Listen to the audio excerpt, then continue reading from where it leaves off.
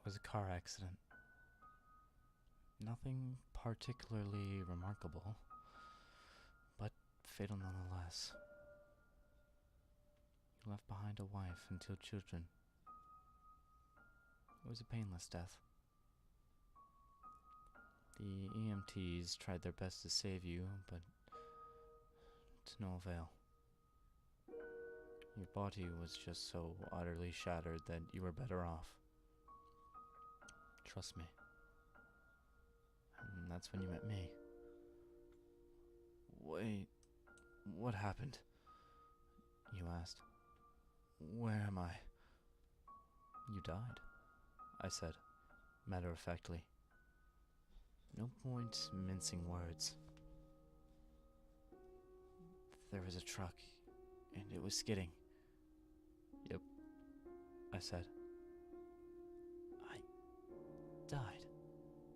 Yep, but don't feel bad about it.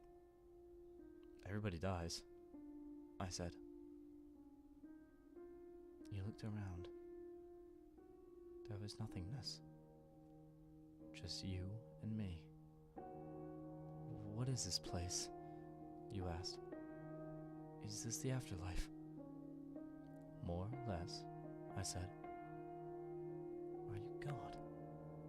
You asked. Yep, I replied. I'm God. My kids, my wife. You said. What about them? Will they be alright? That's what I like to see, I said. You just died and your main concern is for your family. That's good stuff right there. You looked at me with fascination. To you, I didn't look like God. I just looked like some man. Some vague authority figure. More of a grammar school teacher than the Almighty. Don't worry, I said. They'll be fine. Your kids will remember you as perfect in every way. They didn't have time to grow contempt for you. Your wife will cry on the outside, but will be secretly relieved.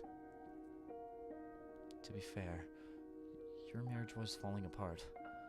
If it's any consolation, she'll feel very guilty for feeling relieved. Oh, you said. So what happens now? Do we go to heaven or hell or something? Neither, I said. You'll be reincarnated. Ah, you said. So the Hindus were right. All the religions are right in their own way, I said. Walk with me. You followed along as we strolled in the void. Where are we going? You asked. Nowhere in particular, I said. It's just nice to walk while we talk. So what's the point then? You asked. When I get reborn, I'll just be a blank slate, right? A baby. So all my experiences and everything I did in this life won't matter. Not so, I said. You have within you all the knowledge and experiences of all your past lives. You just don't remember them right now. I stopped walking and took you by the shoulders. Your soul is more magnificent, beautiful, and gigantic than you can possibly imagine. A human mind can only contain a tiny fraction of what you are. It's like sticking your finger in a glass of water to see if it's hot or cold. You put a tiny part of yourself into the vessel, and when you bring it back out, you've gained all the experiences it had. You've been human for the past 34 years, so you haven't stretched out yet and felt the rest of your immense consciousness. If we hung out here for longer, you'd start remembering everything. But there's no point in doing that between each life. How many times have I been reincarnated then? Well, lots and lots. And into lots of different lives, I said. This time around, you'll be a Chinese peasant girl in 540 AD. Wait, what? You stammered. You're sending me back in time.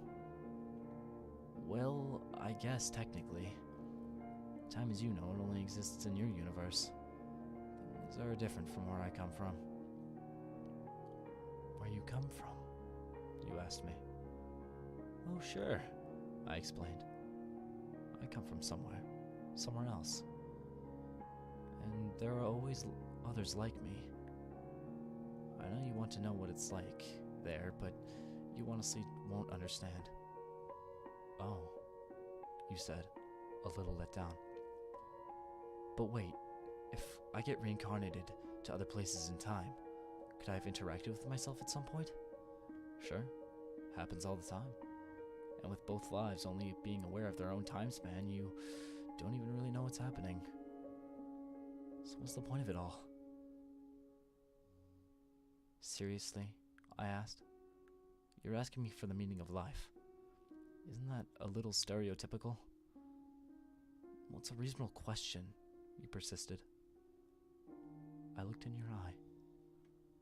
The meaning of life, the reason I made this whole universe, is for you to mature. You mean mankind? You want us to mature? No, just you. I made this whole universe for you. With each new life, you grow and mature, and become a larger and greater intellect. Just me.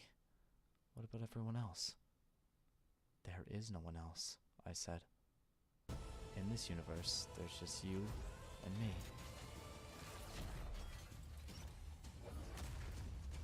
Wait, I'm everyone.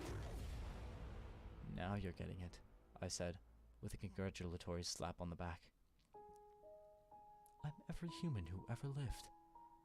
Or whoever will live, yes. I'm Abraham Lincoln. And you're John Wilkes Booth, too, I added. I'm Hitler, you said, appalled. And you're the millions he killed. I'm Jesus. And you're everyone who followed him. You fell silent. Every time you victimize someone, I said, you were victimizing yourself. Every act of kindness you've done to yourself. Every happy and sad moment ever experienced by any human was, or will be, experienced by you. Why? You asked me. Why do all this? Because someday you'll become like me. Because that's what you are. You're one of my kind. You're my child. Whoa, you said, incredulous. You mean I'm a god? No, not yet. You're a fetus. You're still growing. Once you've lived every human life throughout all time, you will have grown enough to be born. So the whole universe, you started, it's just an egg of sorts, I answered. Now, it's time for you to move on to your next life. And with that, I sent you on your way.